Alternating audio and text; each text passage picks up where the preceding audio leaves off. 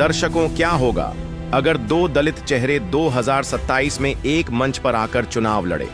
साथियों, 2027 में भूचाल आ सकता है अगर मायावती और चंद्रशेखर रावण दोनों एक साथ आ जाए। दर्शकों, जब अन्याय हद से बढ़ता है तो क्रांति जन्म लेती है, और जब मायावती और रावण साथ आते हैं तो सियासत की नींव हिलती है। ये सिर्फ गठबंधन नहीं, ये उस आंधी की शुरुआत है जो सत्ता के सिंहासन तक को उड़ा सकती है। साथियों, जिन्हें दबाया गया अब वहीं उठ खड़े हुए हैं, और अब की बार सिर झुकाकर वोट नहीं, सर उठाकर हक मांगेंगे। जिस राजनीति में दलित सिर्फ आंकड़ा था, अब वहीं दलित नेता बनकर संसद की दीवारें हिला देंगे। मायावती की शांति और रावण की हुंकार जब साथ गूंजती है तब सत्ता कांपती है। अब सवाल नहीं उठेंगे, अब जवाब दिया जाएगा, और वो जवाब आएगा दलित सियासत के रंगमंच पर, जब सत्ता की कुर्सियां डोलने लगें, जब जमींदोज आवाजें फिर से उठने लगें, और जब दो अग्नियों का मिलन हो जाए तो समझ लो तूफान आने वाला है। वीडियो को शुरू करने से पहले मुझे आप सभी अंबेडकरवादियों से पूरी उम्मीद है कि आप सभी अपने इस छोटे से चैनल को सब्सक्राइब करके अपनी इस छोटी सी फैमिली का हिस्सा जरूर बनोगे। आपका एक सब्सक्राइब हमारे लिए बहुत मूल्यवान साबित होगा। दर्शकों, आज हम बात कर रहे हैं दलित राजनीति के दो सबसे मजबूत नामों की। मायावती, बहुजन समाज की बेबाक नेता, जिन्होंने सत्ता के सिंहासन तक उस समाज को पहुंचाया जिसे सदियों तक कुचला गया, और चंद्रशेखर आजाद रावण, एक ऐसा युवा चेहरा जिसने अपने दम पर नारा दिया, हम भी इस देश के शासक हैं।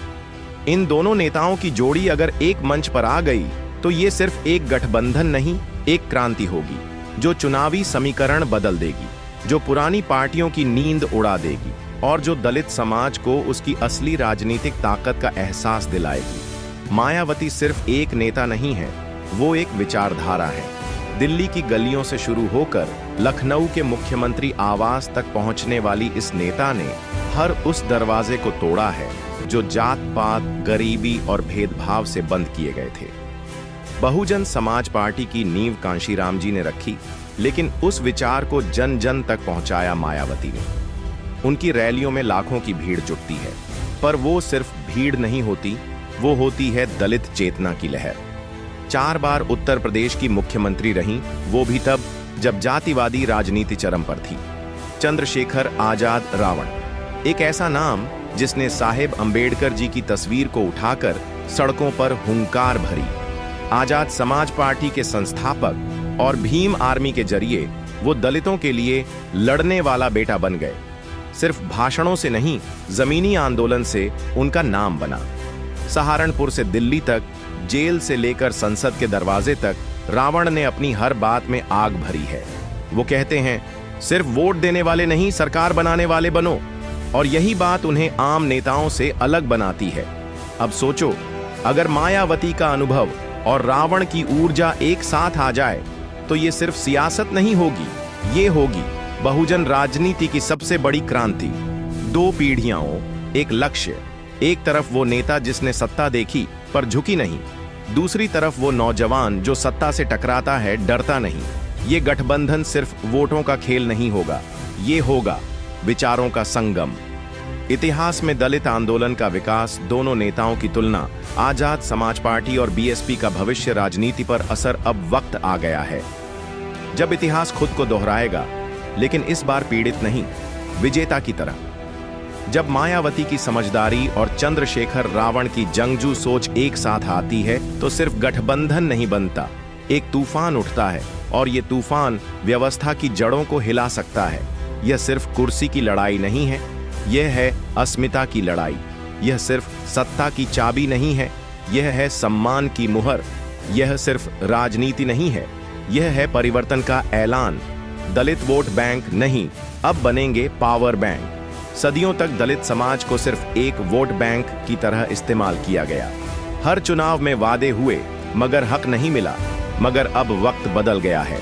अब दलित समाज वोटर नहीं, किंग मेकर बनेगा। अब उसे सिर्फ आरक्षण नहीं चाहिए, अब वो रिप्रेजेंटेशन चाहता है, और यही सपना पूरा कर सकती है मायावती और रावण की जोड़ी। रावण अब राक्षस नहीं, प्रतिकार की पहचान है। चंद्रशेखर आजाद रावण का नाम सुनते ही सत्ता की भौहें तन जाती है। क्यों? क्योंकि ये वो नेता है जो न तो डरता है न झुकता है, जो सिस्टम के सामने खड़ा होता है और कहता है हम भी इस देश के बराबर के हकदार हैं। आज रावण उस सोच का नाम है जो कहता है अगर संविधान ने बराबरी दी है तो सड़क पर भी बराबरी चाहिए। मायावती सत्ता की शेरनी जो हर बार अकेले लड़ी, जहां आज नेता गठबंधन के लिए दौड़ते हैं। मायावती ने 4 बार अकेले उत्तर प्रदेश की सत्ता को अपने कदमों में झुकाया। उनकी राजनीति में दम है, न जातिवाद से समझौता, न अपराधियों से डर। उनका गठबंधन अगर आज के young firebrand Chandrashekhar Ravan से होता है तो ये उस आंदोलन को नई ऊर्जा देगा जो सालों से सुलग रहा था। दबे हुए लोगों की आवाज अब झंकार बनेगी। हर झुग्गी, हर गांव, हर बस्ती में गूंजेगा एक ही नारा, जय भीम का नारा। दर्शकों, जहां नेता अब तक सिर्फ सूट बूट में दिखते थे, अब सड़क पर लड़ते हुए दिखेंगे। जहां दलितों को हमेशा छोटा समझा गया, अब वही नेता बड़ा बनकर उभरेगा। राजनीति को अब रंग नहीं, विचार बदलेंगे। सियासत अब सिर्फ जाति की गणना से नहीं चलेगी। अब जो नेता जमीन पर लड़ेगा वही दिलों में राज करेगा। मायावती और चंद्रशेखर रावण की जोड़ी मंच से नहीं, मैदान से राजनीति करेगी। दर्शकों, अब इतिहास करवट लेने वाला है। अब बात सिर्फ बहुजन वोट की नहीं, बहुजन राज की है। अब वो दौर लौट कर नहीं आएगा जब हमारे नाम पर वोट लिए जाते थे और हमारी आवाज को संसद के बाहर छोड़ दिया जाता था। अब संसद में भीम के बेटे बैठेंगे। अब नीतियां बहुजनों के हक में बनेंगी। अब लड़ाई नहीं, नेतृत्व होगा, और इस नेतृत्व का चेहरा होगा मायावती और इसकी आवाज होगा चंद्रशेखर रावण। जब ये दोनों एक मंच पर आएंगे तो सिर्फ चुनावी गठबंधन नहीं बनेगा, बल्कि आंदोलन जन्म लेगा। ये आंदोलन होगा सत्ता को दलितों के आंगन तक लाने का। ये आंदोलन होगा हर बहन बेटी को न्याय दिलाने का, और सबसे बड़ा सपना भारत को वो देश बनाने का जिसे बाबा साहेब ने लिखा था, एक समता पर आधारित राष्ट्र। साथियों, अब जागने का समय है। अब भीख नहीं, बराबरी चाहिए। अब राजनीति में भी हिस्सा चाहिए, न कि सिर्फ भीड़ में खड़े रहने का हक। अब मायावती और रावण के गठबंधन से देश का सामाजिक ढांचा बदलेगा। अब सिर्फ 5 साल के वादों से पेट नहीं भरने वाला, अब तो पूरे सिस्टम की सर्जरी होगी। और इस सर्जरी का ऑपरेशन थिएटर 2027 का लोकसभा चुनाव होगा। भाइयों और बहनों, अब अगर मायावती और चंद्रशेखर साथ आए तो ये उन करोड़ों लोगों की आवाज बनेंगे जो आज भी 2 वक्त की रोटी, शिक्षा, इलाज और सम्मान के लिए लड़ रहे हैं। क्योंकि अब ये सिर्फ सियासत नहीं है, ये स्वाभिमान का आंदोलन है। अब सियासत बदलेगी, अब पहचान बदलेगी। अब वो समय नहीं रहा जब हमें पिछड़ा, अछूत कहा जाता था। अब हमें शासक, निर्णायक, मुख्यधारा कहा जाएगा।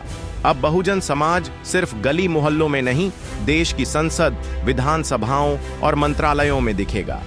अब वो वक्त नहीं कि दलित सिर्फ नौकर रहेगा, अब अफसर भी बनेगा, विधायक भी बनेगा, मुख्यमंत्री भी बनेगा। साथियों, मायावती ने इस देश को ये बताया कि दलित महिला भी देश की सबसे बड़ी कुर्सी तक पहुंच सकती है। और चंद्रशेखर रावण ने सड़कों पर उतरकर ये दिखा दिया कि भीम का बेटा अब चुप नहीं बैठेगा, सीधा लड़ेगा, भिड़ेगा और जीतेगा।